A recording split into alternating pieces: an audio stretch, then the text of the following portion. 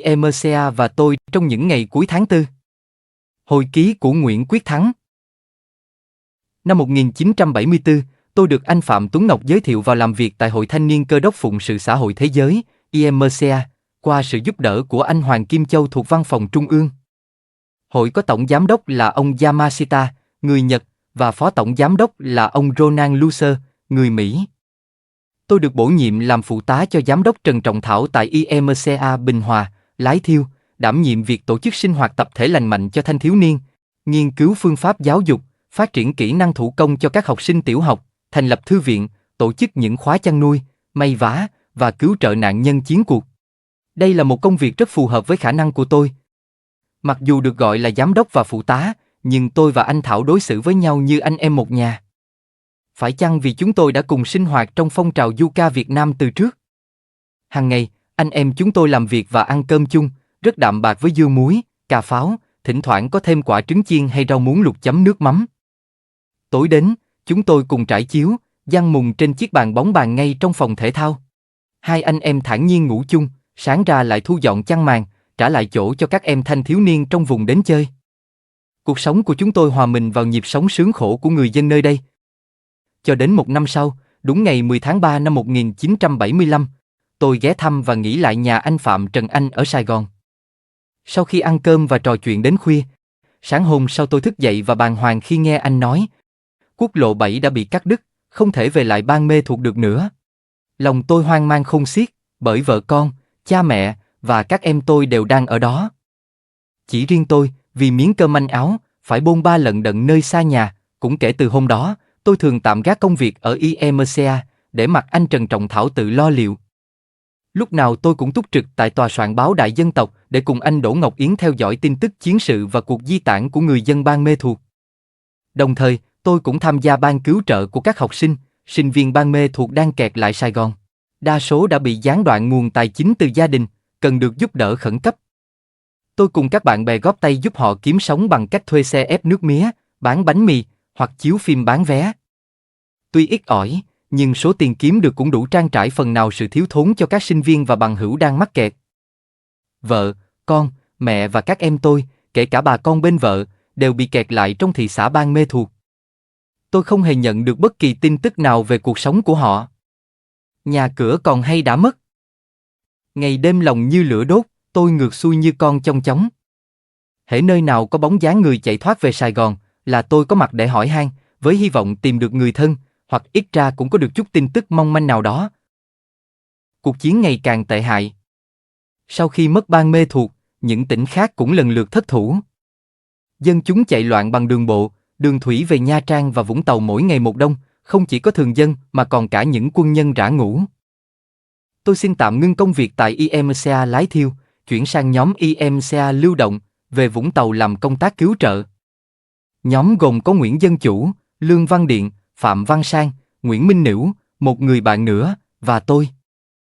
Hàng ngày, chúng tôi đều có mặt tại bến cảng, nơi các tàu chiến hải quân cập bến, hoặc trong rừng Chí Linh thuộc Bộ Xây dựng Nông thôn, để cấp phát thực phẩm, gạo, lương khô, đường, sữa cho dân tị nạn. Tôi không bỏ sót một người nào, với hy vọng sẽ gặp được người thân quen từ Ban Mê Thuột chạy thoát về đây, nhưng mọi hy vọng đều tan biến. Nơi nhóm IMCA chúng tôi tạm trú là một căn biệt thự cho thuê, gần ty cảnh sát Vũng Tàu. Nhà có nhiều phòng, mỗi người chúng tôi ở một phòng riêng. Tôi còn kêu gọi thêm một số anh chị em Yuca viên Sài Gòn xung phong theo giúp làm công việc thiện nguyện. Và cũng vì thế, mỗi buổi tối chúng tôi lại có những buổi sinh hoạt văn nghệ rất vui vẻ và đáng nhớ. Ngày cầu cỏ mây trên đường về Vũng Tàu bị phá sập, đó cũng là lúc chúng tôi nhận được tin từ văn phòng trung ương IMCA ở Sài Gòn, kêu gọi di tản về gấp. Chúng tôi đã tìm thuê một chiếc tàu nhỏ, động cơ tốt, để chở nhân viên và các Yuca viên trở về Sài Gòn. Riêng tôi tự nguyện ở lại một mình để tiếp tục công việc cứu trợ, với mong muốn tìm được tin tức của người thân đang thất lạc, dẫu biết rằng có thể văn phòng IMCA trung ương kêu nhân viên về để cùng nhau rời khỏi Việt Nam. Nhưng tôi không thể nào rời bỏ mà đi, trong khi chưa biết rõ cha mẹ, anh em, vợ con còn sống hay đã chết. Hay tất cả đang lao đao, ngục lặng trong rừng sâu, núi thẳm để lánh nạn. Họ đang tìm kiếm tôi. Hay họ đang tìm một nơi nào đó để bám víu, dung thân. Làm sao tôi đành lòng bỏ rơi gia đình tôi đây? ở lại một mình làm việc cũng thật chật vật. Với chiếc xe Land Rover tay lái bên phải kiểu Anh quốc, tôi đã chất đầy lương thực, sữa, gạo, mì gói, bánh lương khô lấy từ kho IMCA, đem phân phát cho dân chúng và cả binh lính di tản. Thật khó khăn vì lượng người chen lấn, giành giật quá đông. May thay, tôi được một số các em thanh sinh công đồng ý giúp đỡ, bởi chính các em cũng bị kẹt lại ở Vũng Tàu khi cầu cỏ mây bị phá hủy, trong khi gia đình cư ngụ tận Bà Rịa. Vả lại, tôi cũng có sẵn lương khô dự trữ cho mọi người, nên không sợ bị đói. Chiều ngày 29 tháng 4 năm 75, sau chuyến công tác cứu trợ, tôi lái xe chở các em băng qua bãi trước Vũng Tàu. Chợt thấy nhiều thanh thiếu niên đang tụ tập trên triền cỏ ven đường, tôi ghé lại nhập nhóm, định là một buổi sinh hoạt văn nghệ, dạy hát nhạc du ca cho các em. Đang vui đùa, bỗng nhiên đạn pháo kích từ đâu rót xuống. Những tiếng nổ kinh hoàng, mọi người chạy tán loạn. Tôi lăn mình chạy xuống ven đường, ấn sát vào một tấm bia đá được xây chồng lên nhau như bức tường. Đạn súng cối nổ tung quanh tôi, các bụi bay mù mịt trên bờ biển. Hàng loạt ghe thuyền của dân chúng ùa ra biển. Tôi nhìn thấy một chiếc ghe bị trúng đạn nổ tung, nửa chiếc còn lại quay cuồng trên mặt nước. Tôi không hiểu vì sao họ lại pháo kích vào đây, khi xung quanh chẳng thấy cơ quan, đồn bốt hay lính tráng nào cả. Nằm giữa khoảng trống bên bức tường đá trơ vơ, tôi thấy không an toàn, bèn lao mình vào ngách hẻm giữa hai căn nhà để trú ẩn. Vài phút sau thì ngưng pháo kích. Hoàng hôn bắt đầu buông xuống. Tôi không thể quay về căn nhà IMCA được nữa, bởi đạn pháo kích của cộng quân rót vào bãi trước đã làm đường xá hư hại. Còn đê ven biển đã bị rào chắn, do quân đội ngăn cấm đi lại. Chúng tôi chỉ còn một cách duy nhất là tìm chỗ tá túc. Phần lớn những căn biệt thự này là của những người giàu có hoặc có chức vị trong chính quyền, họ đã rời bỏ và chạy về Sài Gòn hoặc nơi nào đó. Chúng tôi thấy một căn nhà trống vắng, gõ cửa gọi thử, dĩ nhiên không có tiếng trả lời. Các em thanh sinh công đành phá khóa và chui vào tá túc. Lại có thêm vài gia đình với con nhỏ lạc lõng cũng xin được đi theo chúng tôi. Căn nhà thật sang trọng, được xây dựng trên triền đồi hướng ra biển. Đồ đạc còn nguyên vẹn, gọn gàng, ngăn nắp và đều là những vật dụng đắt tiền. Tôi nhủ thầm, thật đáng tiếc cho chủ nhà, chắc hẳn họ đã bỏ lại tất cả để tìm nơi an toàn ẩn náu nơi xa. Trong phòng khách, ánh đèn được bật khiêm tốn. Các gia đình có con nhỏ chia nhau chỗ ngủ, còn các em thanh sinh công lăn xăng nấu nước, pha sữa và làm mì gói cho mọi người cùng lót dạ. Đây cũng là phần lương khô chúng tôi còn để lại trong xe để phân phát cứu trợ. Tôi thu mình trong một góc tối, lưng dựa vào tường, hững hờ nhìn mọi người sinh hoạt. Một bà mẹ đang ôm một bé gái trong lòng, vẻ mặt lo lắng, mệt mỏi, làm tôi chợt nghĩ đến vợ và con gái tôi mới 3 tuổi. Giờ này đang ở đâu? Họ đang ẩn nấp trong một căn nhà hoang nào đó? Hay đang thu mình bên bờ suối, gốc cây, có đồ ăn thức uống gì không?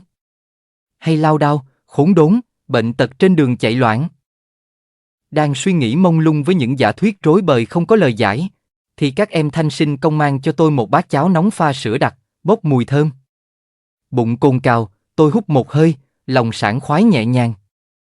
Chẳng bao lâu, giấc ngủ chập chờn kéo đến. Sáng hôm sau, ngày 30 tháng 4 năm 1975, tôi đứng bên cửa sổ trên lầu cao nhìn xuống. Từng đoàn người lầm lũi bước đi phía dưới.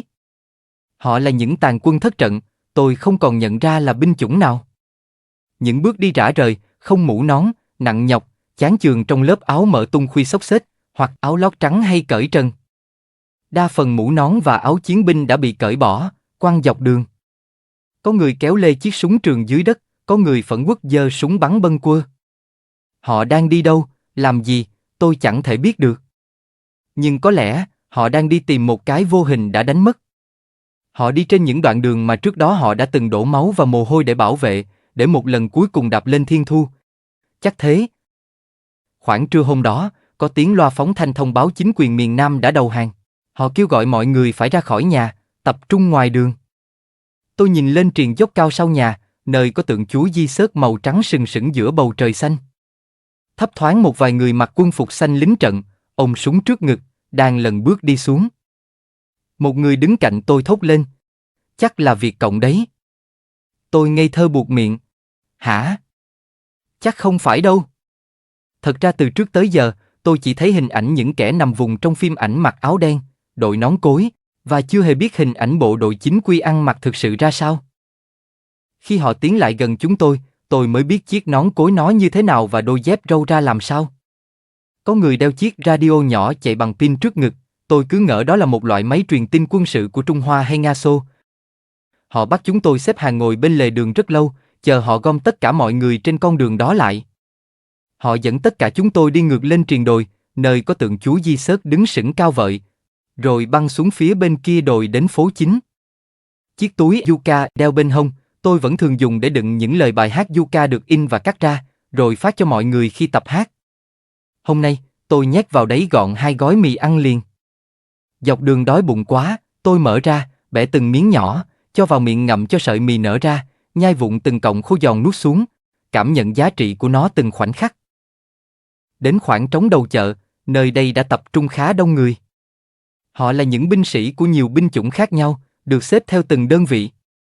Đa số là cảnh sát đang thực tập chưa ra trường, thủy quân lục chiến, bộ binh, thiết giáp, vân vân.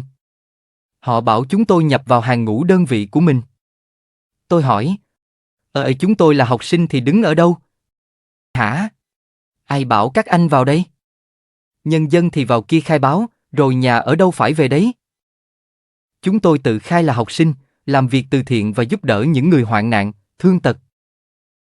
Một người lính cộng sản hô to hỏi, vì ai xung phong đi diệt chiếc xe tăng còn sót lại đằng kia, sẽ được thưởng. Và quay sang bảo chúng tôi đi gom góp tất cả các vũ khí đạn dược còn nằm rải rác trên đường phố mang về nộp. Tôi trả lời, tôi có xe ô tô, nhưng chúng tôi đều là học sinh, không biết đến súng ống, sợ lắm. Chúng tôi chỉ có thể chở những người bị thương hay đau ốm vào bệnh viện mà thôi. Họ gật đầu đồng ý, tôi nói tiếp. Xe tôi hết xăng rồi. Họ lấy mảnh giấy viết cho tôi vài chữ. Vì giấy chứng nhận cấp xăng cho xe này để phục vụ công tác, ký tên công trường Quảng Nam. Trở về lại căn nhà đã trú ngụ đêm qua, lấy xe. Tôi rồ máy xe chạy thẳng về căn nhà IMCA đã thuê gần ty cảnh sát, nơi còn vật dụng cá nhân và một số thực phẩm cứu trợ. Tôi lùi xe vào kho định lấy thêm lương khô. Ngoái nhìn vào phòng khách, thấy cửa mở toang, vài cán binh bộ đội đang ngồi trên ghế salon. Các em thanh sinh công la lên. Chạy luôn đi anh, đừng vào nữa. Tôi nhấn ga vọt tới, nhưng vẫn kịp nhìn thấy bảng chữ dán trên cửa buồng ngủ, nơi an nghỉ của Nguyễn Quyết Thắng. Lúc chia mỗi người một phòng riêng, tôi đã chiếm ngay căn gần phòng khách và ngông nghênh đề bảng tên như vậy. Từ trong ngõ, xe chạy vụt ra đường cái. Có xác lính nằm vất vưởng, có người bị trúng đạn chết, cũng có người nằm tự sát. Đường phố bề bộn với rác rưởi, quân trang, quân dụng vứt ngổn ngang. Tôi nhìn thấy hai bố con đang đứng bên lề đường với chiếc xe đạp. Tôi dừng lại hỏi thăm xem có cần giúp đỡ gì không. Đứa con khoảng 14 tuổi nói, muốn chở bố đi nhà thương vì bị mảnh đạn trúng chân, nhưng xe đạp đã bị bể lốp. Tôi bảo ông bố lên xe và chở thẳng đến bệnh viện, người con thì dắt xe đạp về nhà. Tôi còn thấy xác thiếu sinh quân nằm chết, dường như họ ngồi vòng tròn, rồi mở chút lựu đạn tự sát tập thể. Trong bệnh viện quá đông người, nhân viên làm việc lại quá ít, có lẽ một số cũng đã chạy loạn như những người dân khác. Các em thanh sinh công đề nghị tôi chở các em về nhà càng sớm càng tốt, vì chắc chắn gia đình cũng đang mong mỏi, tìm kiếm tin tức các em. Hai tấm khăn trắng vẽ hình thập tự đỏ che dấu hiệu IMCA ở cửa xe được gỡ ra. Tôi cho xe chạy thẳng về hướng Sài Gòn. Thấy trạm xăng có hai thanh niên đeo băng vải đỏ đứng canh giữ. Tôi ghé vào trình giấy và được đổ đầy bình xăng cùng thêm can 20 lít dự trữ phía sau xe. Tôi dự định sẽ thử tìm cách băng qua sông để chạy tiếp về Sài Gòn. Nhưng khi đến cầu Cỏ Mây thì không thể cho xe qua được, mực nước quá sâu. Cuối cùng, tôi đành phải để lại chiếc xe bên vệ đường, thuê ghe chèo chở chúng tôi qua sông. Tôi cũng trả luôn tiền xe vận tải cho các em về Bà Rịa, còn tôi tiếp tục về Sài Gòn. Ở bên này sông, ngoái nhìn lại bên kia, nơi chiếc xe Land Rover màu xanh của IMCA đang nằm, đã có nhiều người bu lại tháo gỡ phụ tùng. Chiếc xe nhanh chóng nằm sập xuống mặt đất, 4 bánh xe đã bị tháo rời, cùng ghế ngồi, kể cả can xăng phía sau xe. Rốt cuộc, tôi cũng về đến Sài Gòn. Xe chạy qua cầu Thị Nghè rồi đến cổng sau sở thú, tôi nhảy xuống và chạy thẳng đến nhà anh Trần Trọng Thảo ở đường Trần Bình Trọng. Hỏi thăm, anh cho biết, văn phòng IMCA tại Lái Thiêu nơi chúng tôi làm việc, đã bị dân chúng vào ghi hôi của. Máy may, máy đánh chữ, bàn ghế, gia súc chăn nuôi, sách vở thư viện và nhiều thứ khác đã bị lấy sạch. Văn phòng đã bị cơ quan cách mạng y quản lý. Ngậm ngùi, anh nói, vậy từ nay không còn cơ hội để đến IMCA lái thiêu nữa. Để chia tay nhau và chúc tụng nhau mọi sự yên bình và may mắn. Rời nhà anh Thảo, tôi thuê xe về nhà bác tôi trong cư xá Bắc Hải. Nhà chỉ còn một mình người anh họ, anh báo tin không lành về anh Chúc, cháu đích tôn của ông bà tôi, đã mất. Tôi lao ra đường, thuê xe chạy thẳng đến nhà anh ấy ở ngã 6 Sài Gòn. Thò đầu vào cửa, tôi nhìn thấy 3 chiếc quan tài nằm giữa phòng khách. Vài người lính cộng sản đang đứng canh chừng, để bác tôi thắp nhang trước 3 quan tài. Anh Chúc tôi đã không khuất phục đầu hàng cộng quân và đã cùng vợ con tự sát. Điều này chứng tỏ tinh thần của những vị thiếu sinh quân thật bất khuất. Còn gia đình tôi đang ở Ban Mê Thuột bây giờ ra sao? Tôi chạy đến bến xe An Đông, thấy đã quá đông người ở đó, ai cũng muốn mua vé sớm để về quê nhà, tỉnh lỵ xa.